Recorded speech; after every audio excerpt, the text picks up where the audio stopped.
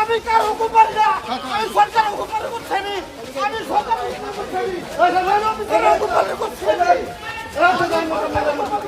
আমাদেরকে ভাই খাইছে, টাকা দিতে পারি নাই জন্য তার ভাই তারেক আমাদের কাছে 20 টাকা চাইছিল, আমরা টাকা দিতে পারি না, আজকে আমরা আসামি হয়েছি।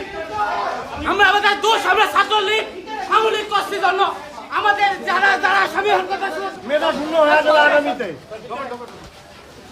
আমি সম্পূর্ণ নির্দোষ।